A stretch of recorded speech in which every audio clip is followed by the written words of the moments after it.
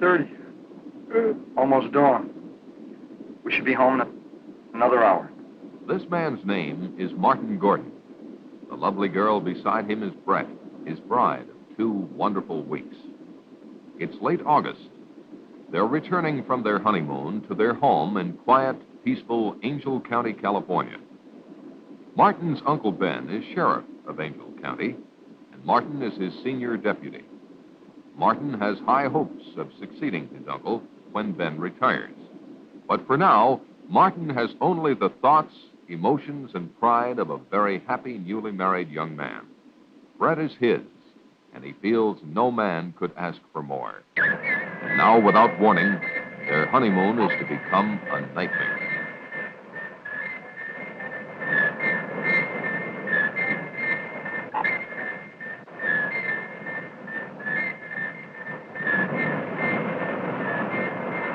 Neither Martin nor Brett saw the glowing rocket descend in the early morning skies.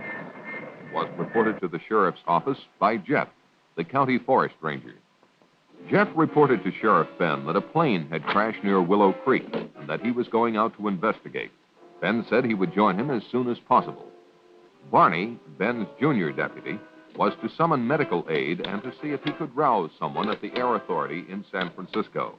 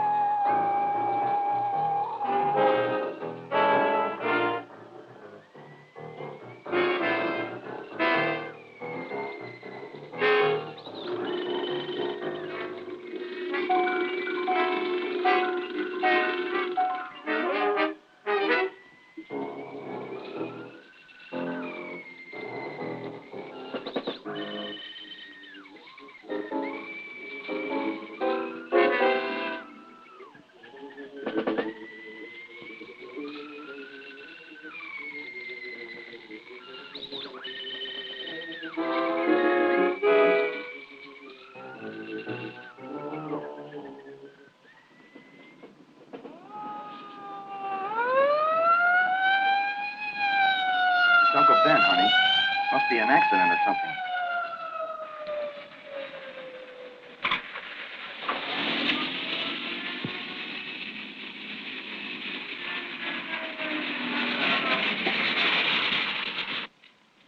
There's a plane crash down the road a couple of miles. I'm going to be a little short-handed till help gets here. Go around back of me.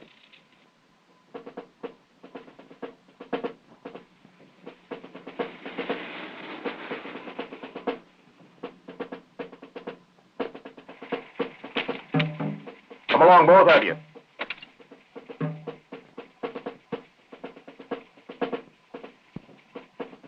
Get in, honey.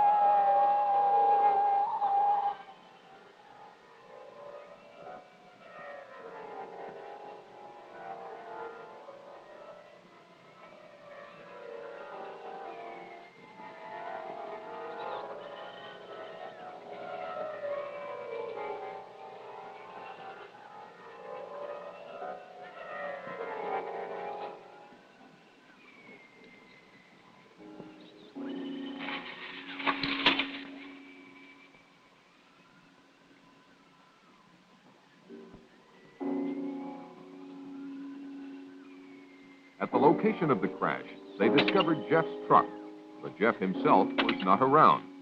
They proceeded with their investigation.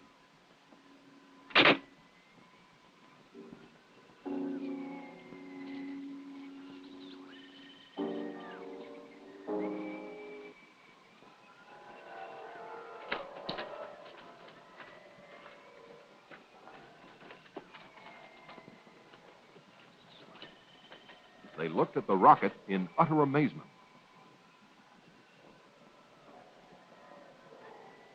A puzzled Ben finally asked Martin what he made of the craft. It's no airplane.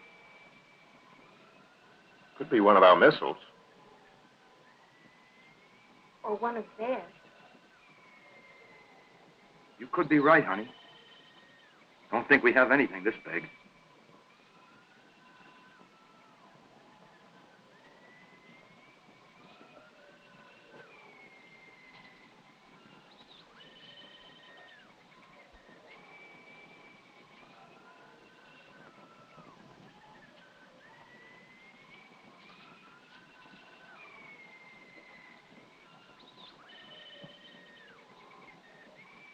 Ben could not understand why the craft wasn't severely damaged.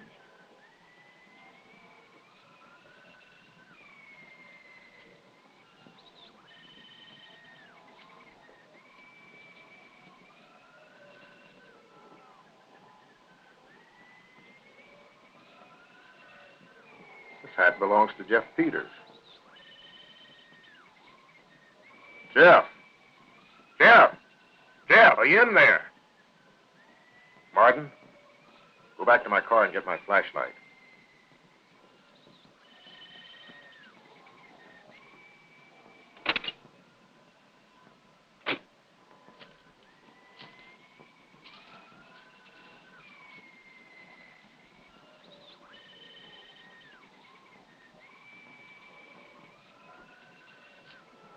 Ben, don't go in there. You don't know what's in there. I think I hear him moving inside. Maybe he's hurt.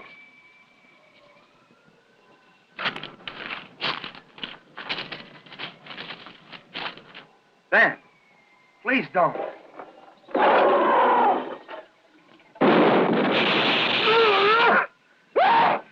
Ben. Ben.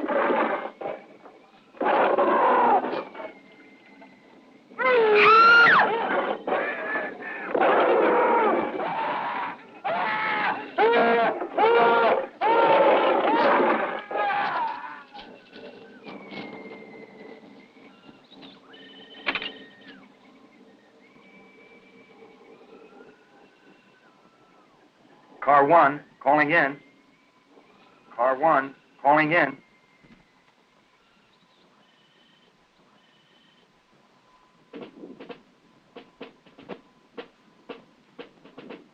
Within the hour, Martin's unusual call for assistance was answered by a special unit led by a Colonel James Caldwell.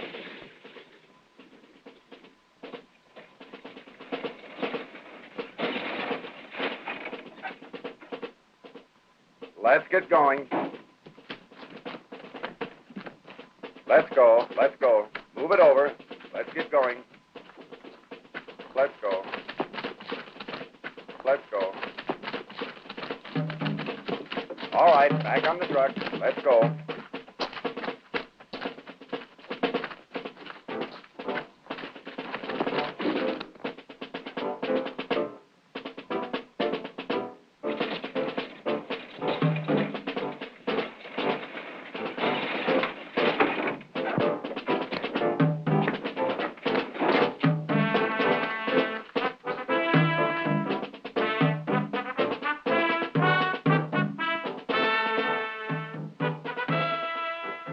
Sergeant, take one man and check it out. Yes, sir. Okay.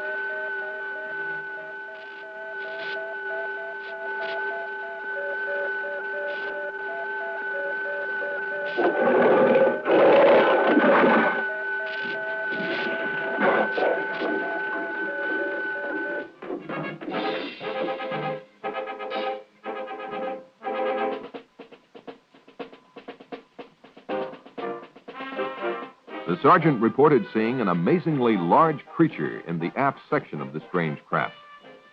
He further reported that it was secured by a kind of metal harness, but that the creature could still move around somewhat, and for that reason they had not gotten too close to it.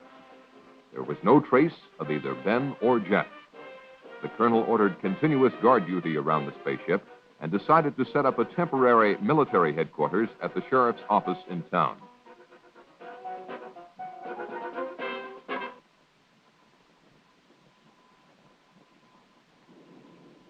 By the next day, Colonel Caldwell had the situation well in hand. He had called Washington and received his orders from the highest possible authority. He was to maintain tight security and to await the arrival of a Dr. Bradford, who had been on assignment at the Jodrell Bank Radio Observatory in England. Upon arrival, Bradford was to take complete charge of the operation. He was the world's leading authority on space emissions and had worked out a series of systems that might lead to communication with other forms of life when, as, and if they were contacted. Martin was outraged by the government's intellectual approach to a monster that had already killed and caused the disappearance of his two close friends.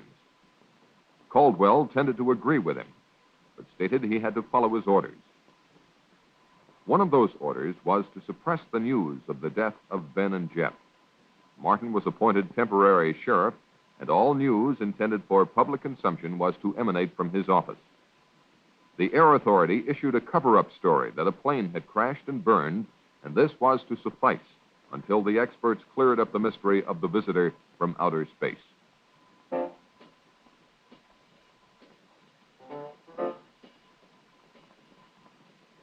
In a remote section of the county, the first of a series of tragedies took place.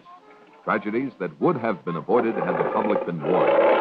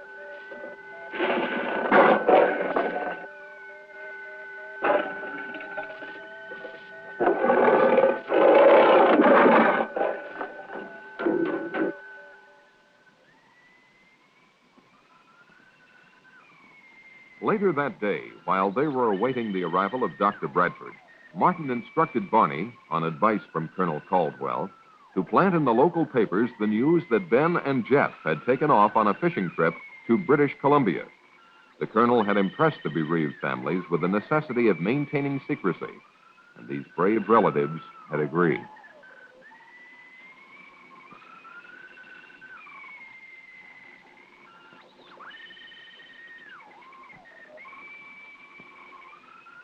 Despite Brett's inquiries about what Martin had seen in the spacecraft, he avoided specific details for fear of disturbing her more than she was.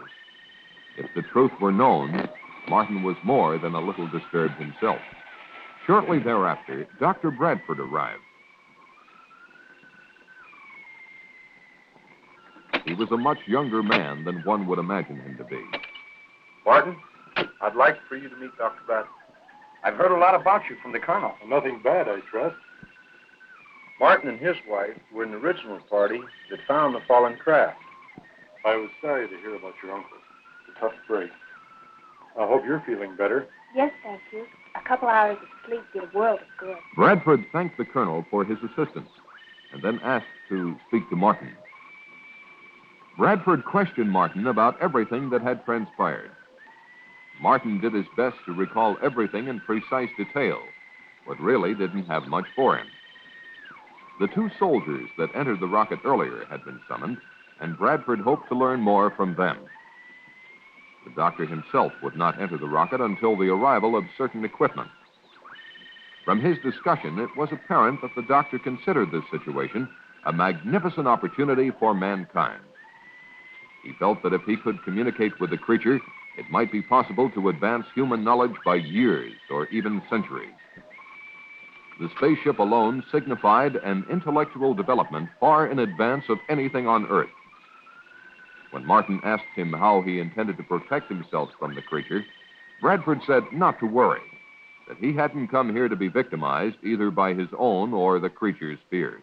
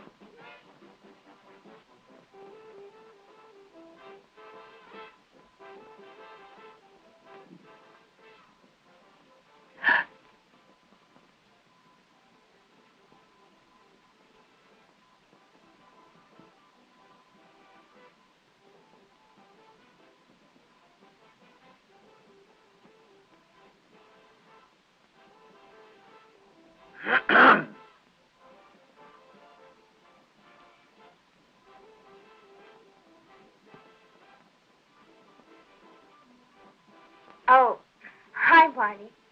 We'll be right out. Well, that's all right. Just take your time. I didn't know we had company. Look at me. I'm a mess. Don't be impolite. I get the drink. Now you're talking, honey. What do you have, Barney? How about a bourbon and 7? Coming up. Would you get the 7, honey?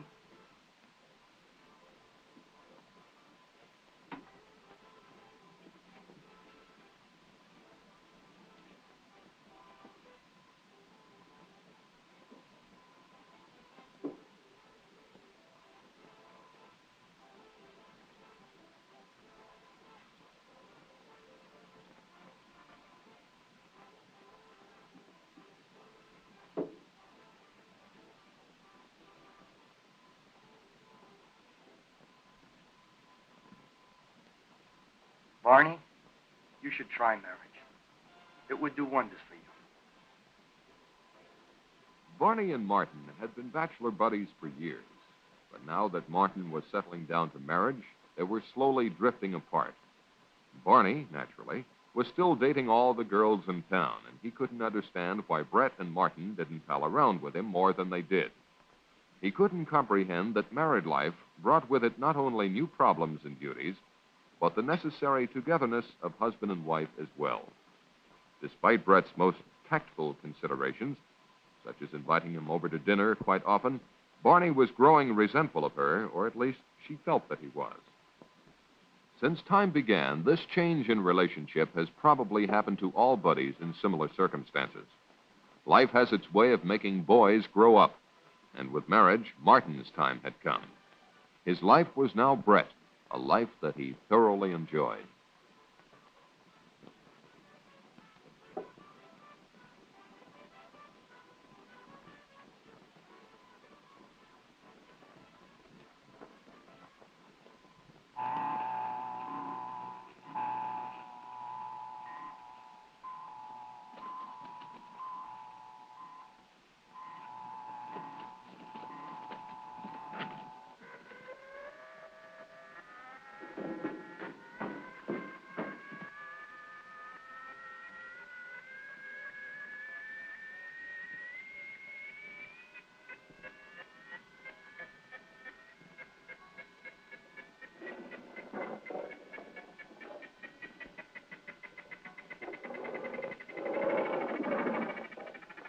Bye, honey. The next morning, Betty Johnson, as usual, blew a goodbye kiss to her husband, but for the last time.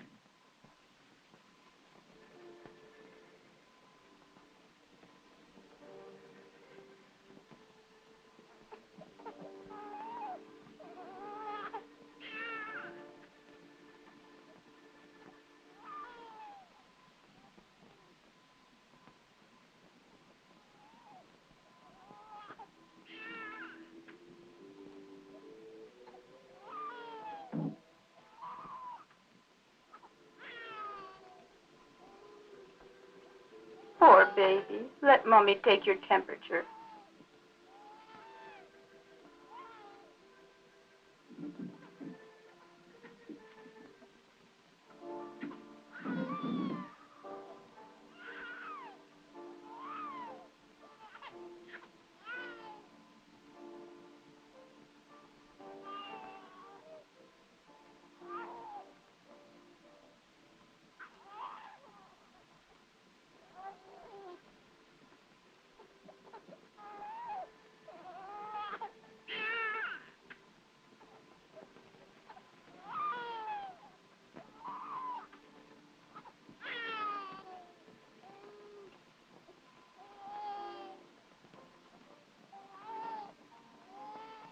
Poor baby.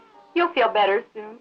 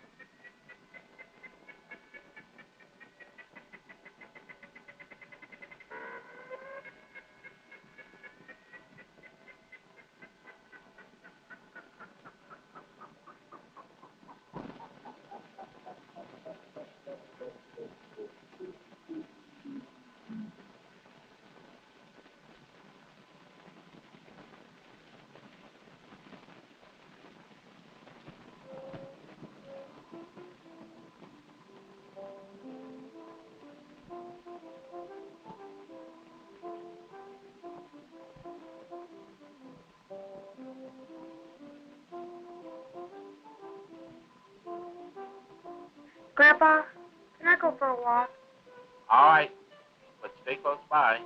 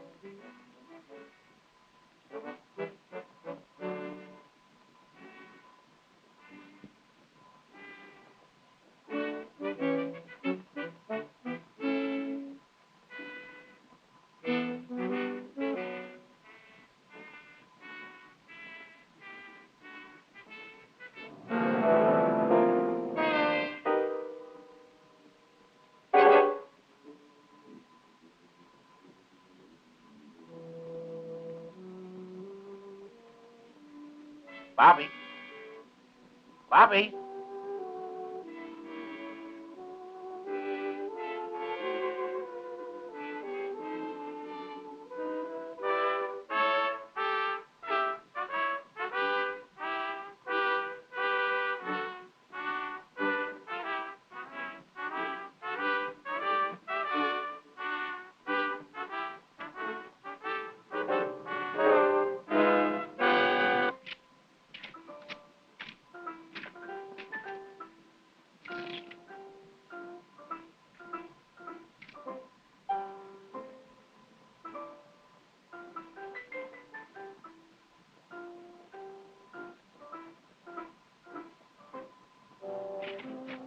Bobby!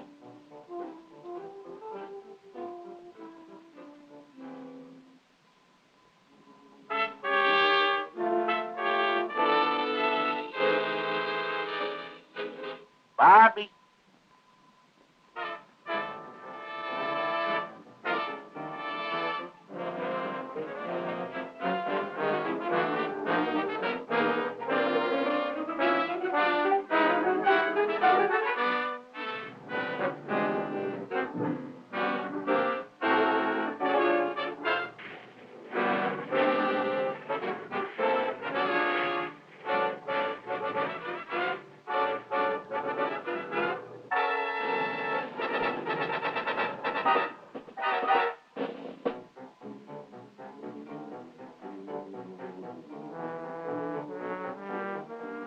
Bobby! Bobby!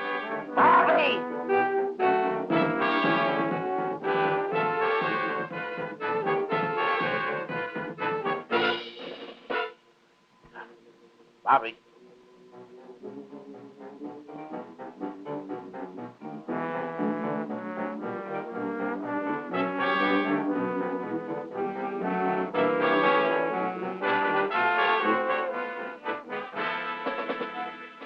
Bobby.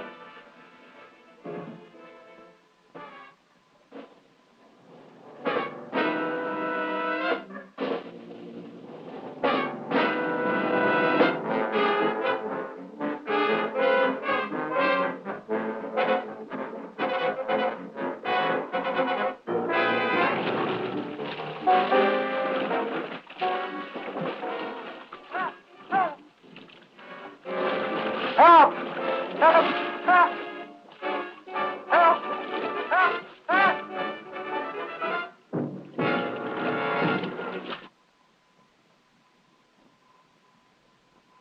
Within 48 hours, Dr. Bradford had closely examined the creature and the spaceship and reached a number of conclusions. He was sure the creature had come from beyond our solar system because it adapted to our environment so quickly, and no planet or dead star near us has conditions similar to the Earth. Of special interest to him was the hull of the ship. It was composed of an alloy unlike anything human science had ever encountered. The doctor had run a number of tests on the metal, but its molecular structure remained a mystery. Because there was no food on board, Bradford presumed the creature had been in a state of suspended animation, particularly because it had survived the trials of re-entry and impact without apparent harm. So far, he had no success in communicating with it, but he had not yet exhausted all possibilities. On a more subjective basis, he had the curious feeling that the creature did not want to communicate with him. Such a confession on the part of this eminent scientist made Martin feel quite apprehensive.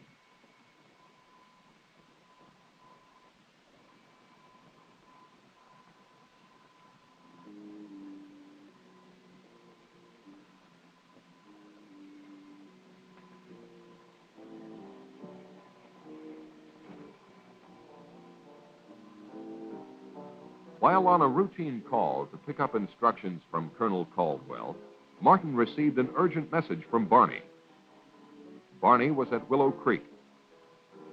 He had responded to a phone call from a frantic Mrs. Brown. Her husband and grandson had gone fishing and were long overdue. Barney was instructed to organize a search party locally and to report the results to Martin. Because of security regulations, he was not to come near the area of the spacecraft. Martin said he would join Barney later if he could.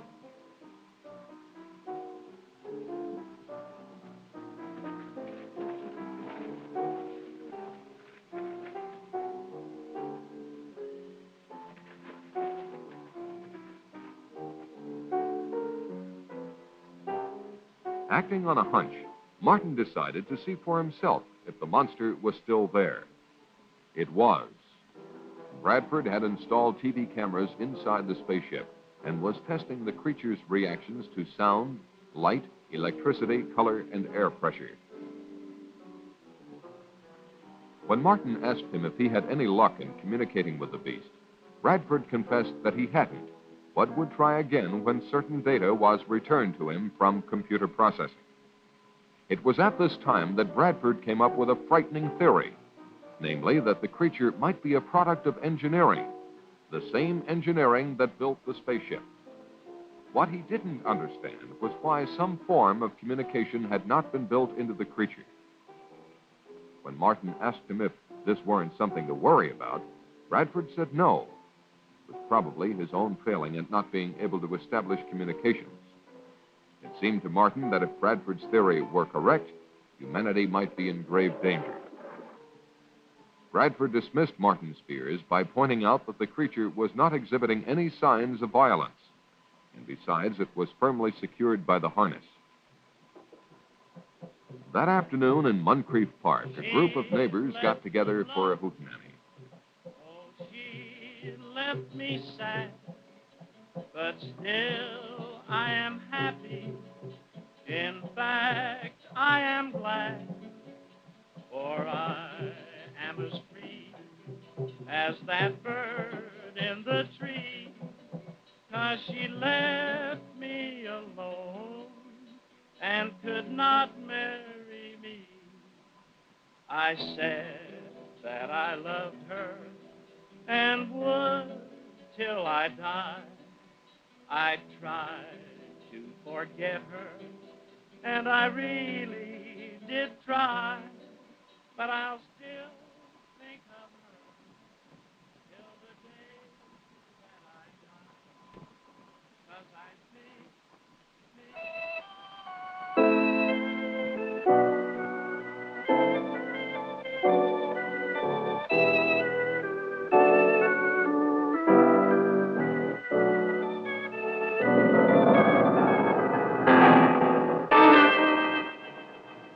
What is it?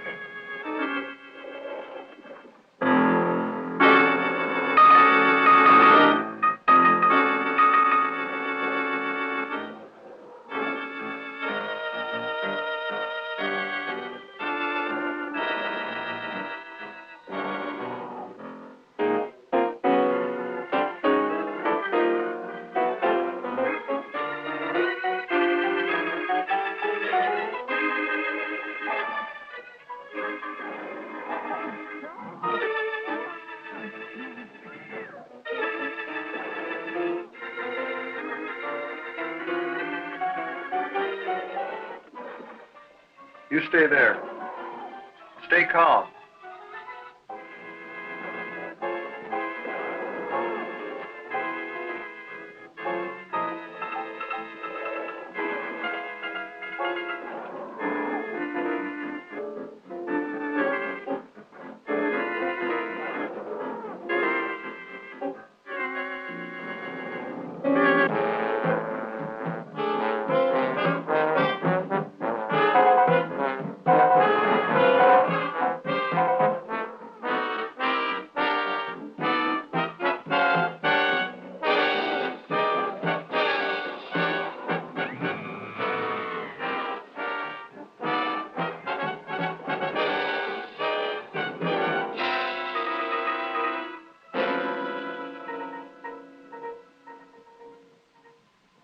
In response to a multiple missing persons report, Martin and Barney searched the countryside for the group of picnickers.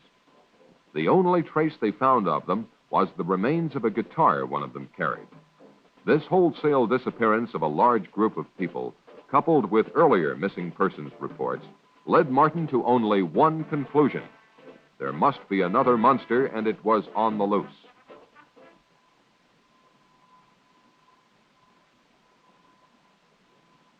The colonel listened to Martin's theory and, after consulting with Bradford, decided to call Washington. He was told to follow his own good judgment, but under no circumstances was he to alarm the populace. The colonel decided to organize a county-wide search. Martin's assignment was to search the north end of the county.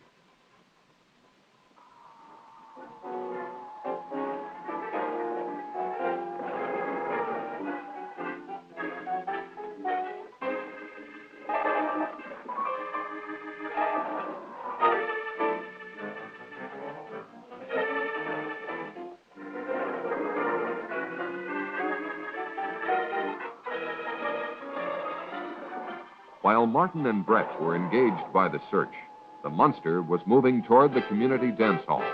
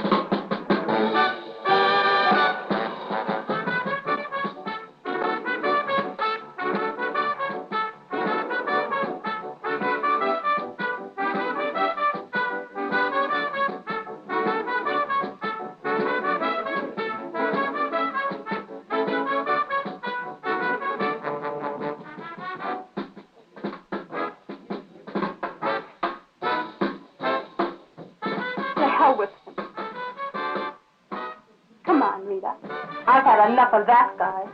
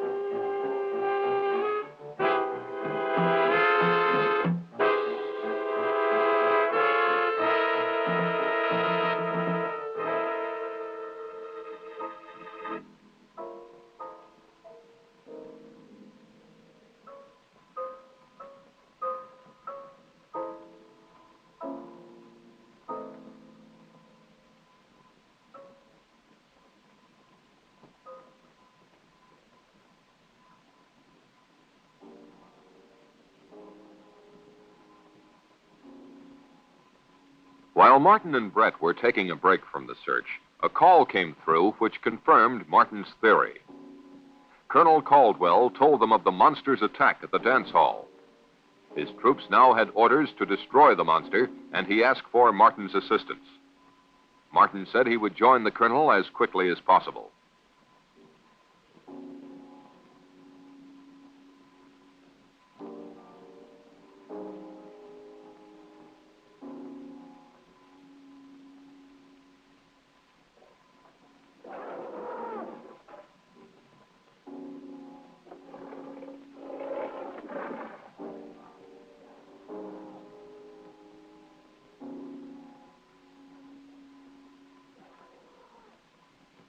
The monster next appeared in Lover's Lane.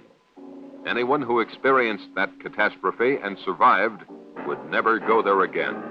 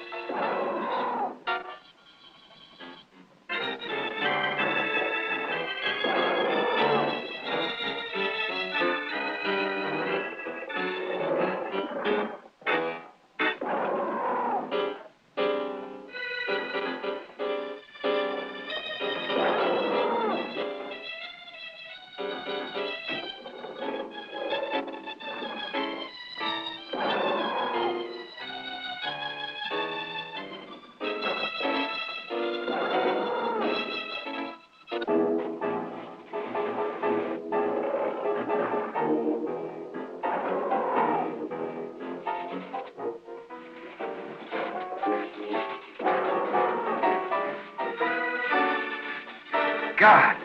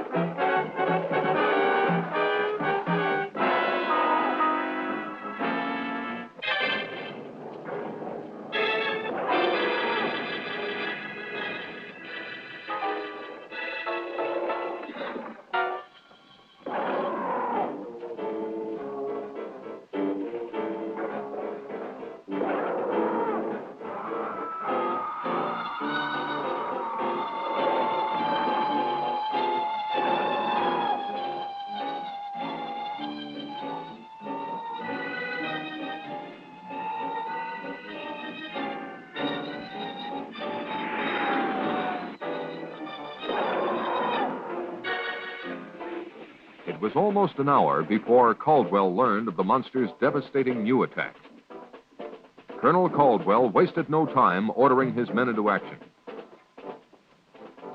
It was at this point that Bradford interceded. He demanded that the monster be taken alive at all costs. The colonel's protests about the dead and missing made no impression on Bradford. Caldwell conceded to the point of assuring Bradford that they would not destroy the monster if they could avoid it.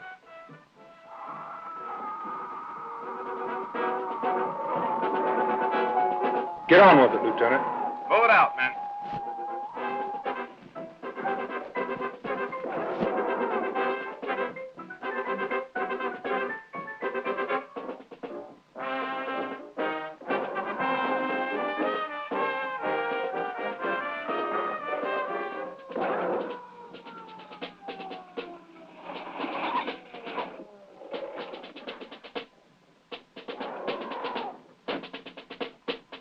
When Martin's party arrived and offered to help, the colonel told them enough lives were being endangered.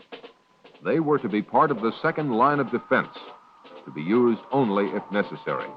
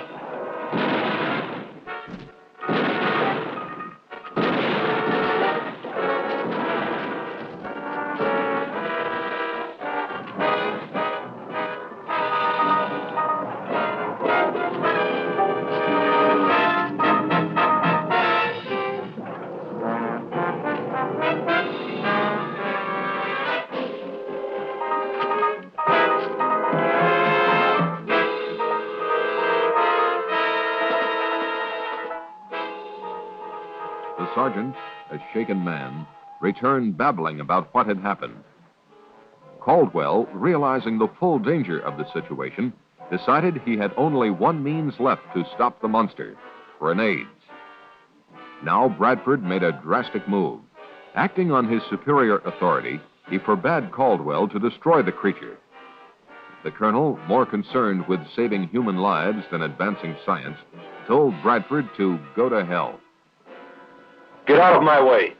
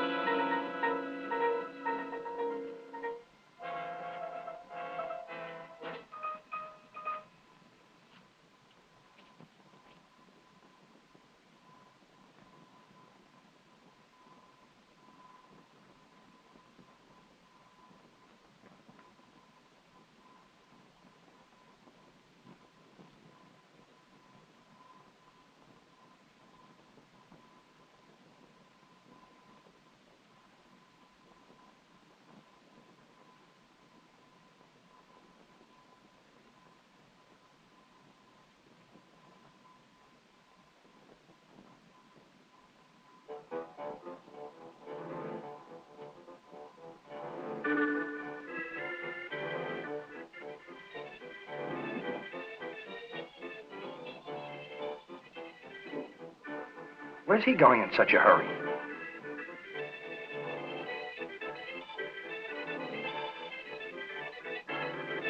Maybe you'd better follow him.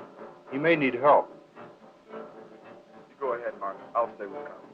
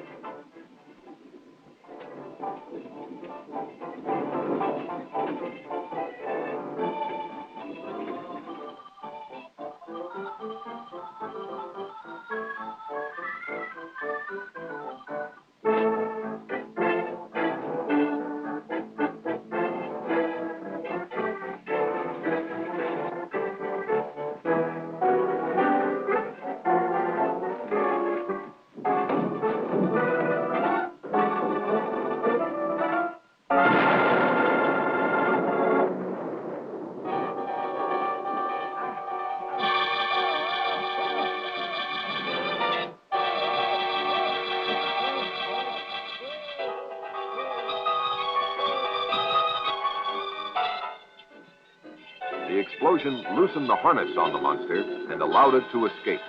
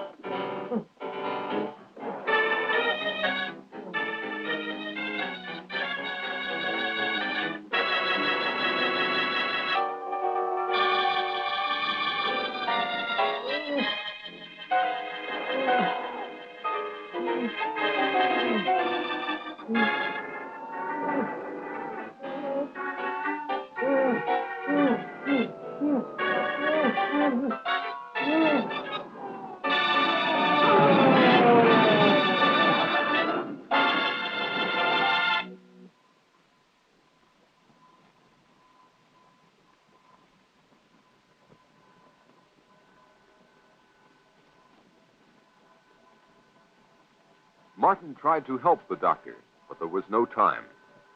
Bradford told Martin what he had just confirmed, that these monsters were highly specialized test animals. They were, in fact, mobile laboratories that consumed human beings in order to analyze them chemically, undoubtedly to detect weaknesses in the human species. He told Martin that the information fed into a computer in the spacecraft. Further, he added, now that both monsters were dead, the computer would activate a transmitter to send the results into outer space. Martin knew what he had to do.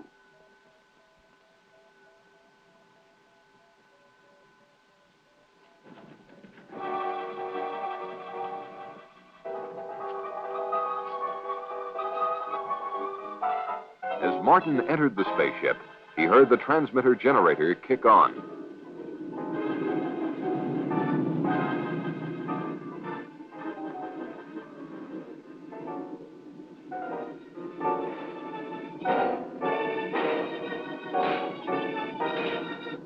The super tough alloys of the spacecraft were not even dented by Martin's hammering.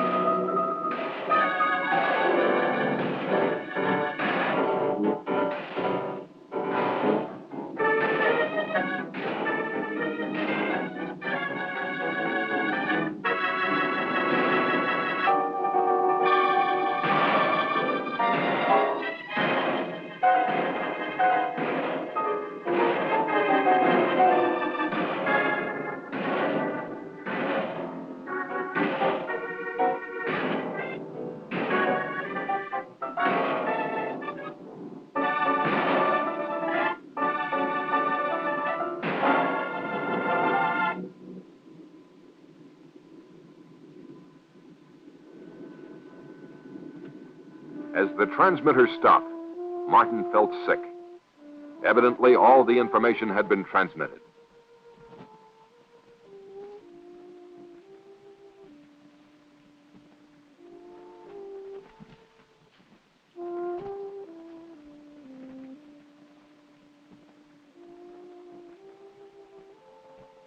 On Martin's return, he confessed his failure.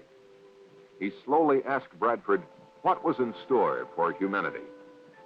Bradford was pessimistic, but implied that maybe all was not lost. After all, he told them, the vastness of the universe is incredible.